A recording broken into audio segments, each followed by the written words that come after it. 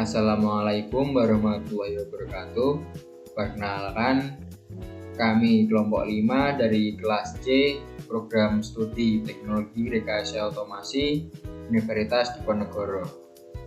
Pada kali ini kami akan menjelaskan atau mempresentasikan materi Pancasila sebagai dasar negara.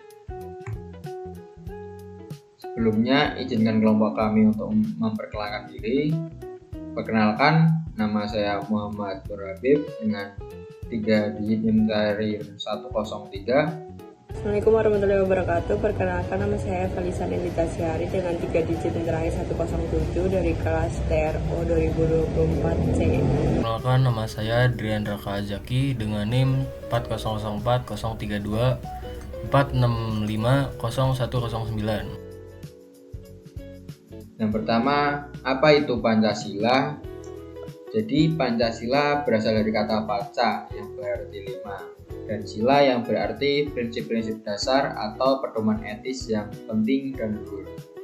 Menurut Soekarno pada tahun 1945, Pancasila adalah filosofis Groundschlag atau dasar filsafat negara Indonesia.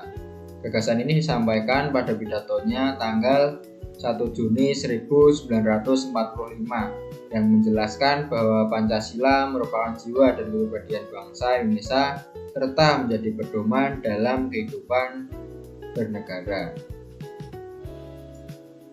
Dan makna Pancasila sebagai dasar negara. Di Pancasila memiliki kedudukan yang sangat penting karena menjadi fondasi utama dalam penyelenggaraan negara Indonesia. Menurut Noto Nagoro pada tahun 1975, Pancasila sebagai dasar negara berarti Pancasila merupakan sumber dari segala sumber hukum di Indonesia.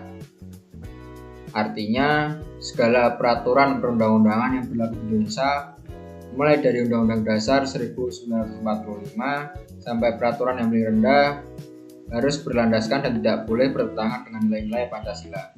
Dengan demikian, Pancasila berfungsi sebagai dasar normatif tertinggi dalam sistem ketatanegaraan Indonesia. Nilai-nilai yang terkandung dalam Pancasila menjadi pedoman dalam pembentukan hukum, kebijakan pemerintah, serta pelaksanaan kekuasaan negara. Selain itu, Pancasila juga berperan penting sebagai arah dan tujuan dalam kehidupan berbangsa dan bernegara. Misalnya, sila kemanusiaan yang adil dan beradab menjadi dasar dalam penghormatan terhadap hak asasi manusia. Sedangkan sila keadilan sosial bagi seluruh rakyat Indonesia menjadi pedoman dalam mewujudkan kesejahteraan dan keadilan bagi seluruh masyarakat Indonesia.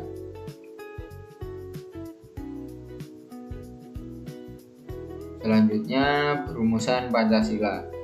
Yang pertama, sidang PBU PKI 1 pada tanggal 29 Mei sampai 1 Juni 1945.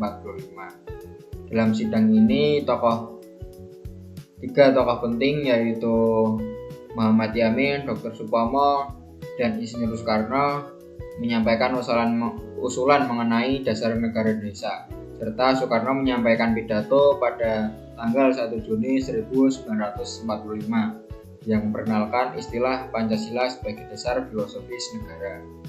Kedua, pada 22 Juni 1945 dibentuk Panitia 9 yang terdiri dari tokoh-tokoh nasionalis. Para tokoh berhasil merumuskan sebuah naskah yang dikenal dengan nama Piagam Jakarta yang menjadi cikal bakal pembukaan Undang-Undang Dasar 1945 dan memuat rumusan awal sila-sila Pancasila. Selanjutnya, sidang PBU PKI 2 diadakan pada 10 hingga 17 Juli 1945. Sidang ini membahas lebih lanjut mengenai rancangan Undang-Undang Dasar, termasuk pembahasan lanjutan dasar negara dan struktur pemerintahan. Yang terakhir, pada 18 Agustus 1945, sehari setelah proklamasi kemerdekaan, PPKI mengesahkan Pancasila secara resmi dalam pembukaan Undang-Undang Dasar 1945.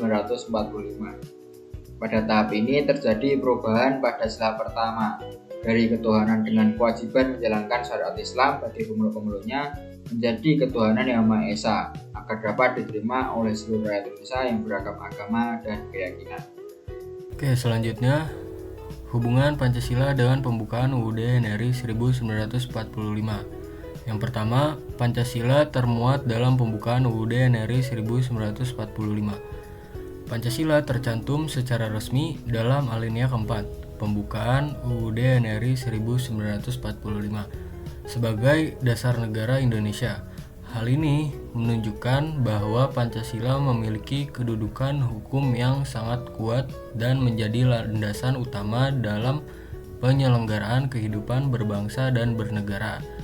Karena termuat dalam pembukaan, Pancasila tidak dapat diubah oleh siapapun. Kemudian selanjutnya, Pancasila sebagai dasar filsafat negara. Pancasila berfungsi sebagai dasar filsafat negara karena menjadi sumber nilai, pandangan hidup, dan pedoman dalam menentukan arah kebijakan negara. Setiap peraturan, keputusan, dan tindakan penyelenggara negara harus mencerminkan nilai-nilai yang terkandung dalam Pancasila. Dengan demikian, Pancasila menjadi landasan berpikir dan bertindak dalam kehidupan kenegaraan. Kemudian selanjutnya, pembukaan UUD NRI 1945 sebagai pengikat yuridis. Pembukaan UUD NRI 1945 memiliki kedudukan hukum tertinggi dan bersifat mengikat secara yuridis bagi seluruh peraturan perundang-undangan di Indonesia. Semua pasal dalam UUD NRI 1945 serta peraturan di bawahnya harus sesuai dengan isi pembukaan. Oleh karena itu, pembukaan menjadi sumber hukum dasar bagi negara. Kemudian selanjutnya, alinea pembukaan mencerminkan nilai-nilai Pancasila. Setiap alinea dalam pembukaan UUD NRI 1945 mengandung nilai-nilai Pancasila seperti ketuhanan, kemanusiaan, persatuan, kerakyatan, dan keadilan sosial. Nilai-nilai tersebut tercermin dalam tujuan negara, cita-cita kemerdekaan, dan prinsip penyelenggaraan pemerintahan. Hal ini menunjukkan bahwa Pancasila menjiwai keseluruhan isi pembukaan. Kemudian selanjutnya, keduanya saling melandasi dan tidak dapat dipisahkan. Pancasila dan pembukaan UUD NRI 1945 memiliki hubungan yang erat dan saling melengkapi. Pancasila memberikan dasar nilai dan filosofi, sedangkan pembukaan memberikan dasar hukum yang mengikat. Oleh karena itu, keduanya tidak dapat dipisahkan dalam kehidupan bernegara karena bersama-sama menjadi fondasi utama Negara Kesatuan Republik Indonesia. Oke, slide selanjutnya. Hubungan Pancasila dengan Konstitusi UUD NRI 1945. Yang pertama, Pancasila sebagai sumber dari segala sumber hukum. Pancasila menjadi landasan tertinggi dalam sistem hukum nasional Indonesia. Semua peraturan perundang-undangan harus bersumber dan tidak boleh bertentangan dengan nilai-nilai Pancasila. Kemudian selanjutnya, Pancasila menjiwai pasal-pasal dalam UUD 1945.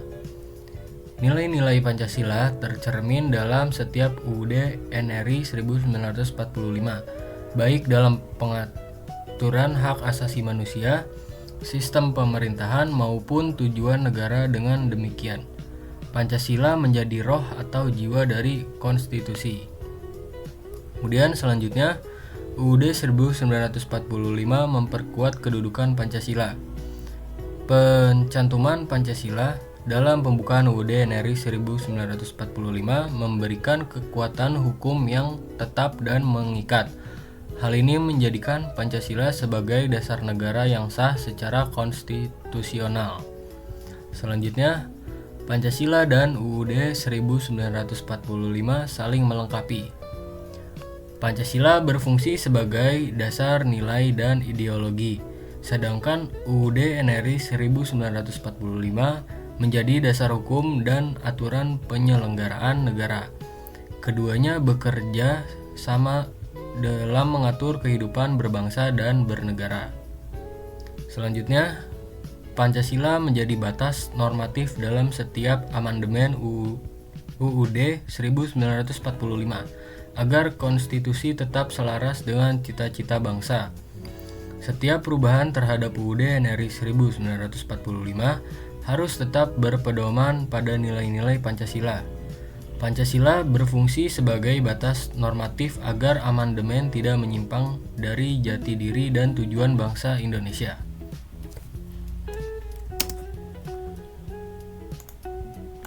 Selanjutnya yaitu implikasi Pancasila sebagai dasar-dasar negara. Pancasila menjadi sumber dari segala sumber hukum negara. Setiap kebijakan dan peraturan perundang-undang harus selaras dengan nilai-nilai Pancasila. Tidak boleh ada aturan yang bertentangan dengan Pancasila karena Pancasila adalah dasar tertinggi dalam hukum negara. Yang kedua, Pancasila sebagai ideologi pemersatu bangsa. Pancasila berfungsi menyatukan masyarakat Indonesia yang beragam suku, agama, budaya, dan bahasa. Di tengah pengaruh globalisasi dan perbedaan pandangan, Pancasila menjaga persatuan dan keutuhan bangsa. Selanjutnya, dalam bidang politik, penyelenggaraan pemerintah harus mencerminkan demokrasi Pancasila. Demokrasi Pancasila menekankan musyawarah untuk mufakat, bukan paksaan atau kekerasan. Pemerintah harus bersikap adil, mengutamakan kepentingan rakyat, serta menjunjung nilai keadilan sosial. Selanjutnya, dalam kehidupan sosial budaya, Pancasila menumbuhkan sikap toleransi dan gotong royong. Pancasila mengajarkan masyarakat untuk saling menghormati perbedaan, bekerja sama, dan hidup rukun. Nilai ini penting agar tidak terjadi konflik akibat perbedaan latar belakang. Dalam pertahanan dan keamanan, Pancasila menjadi dasar bela negara. Pancasila menjadi pedoman dalam menjaga keamanan dan kedaulatan negara. Seluruh upaya pertahanan bertujuan melindungi bangsa, negara, dan nilai-nilai kemanusiaan, bukan untuk menindas atau merugikan rakyat.